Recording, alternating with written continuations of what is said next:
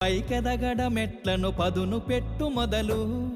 10 మందిలోన నీ ప్రతిభను చూపగ పట్టుదలతో కదులు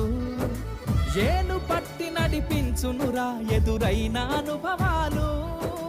వేల ఏండ్లు వర్ధిల్లునురా నీ విజయ జ్ఞాపకాలు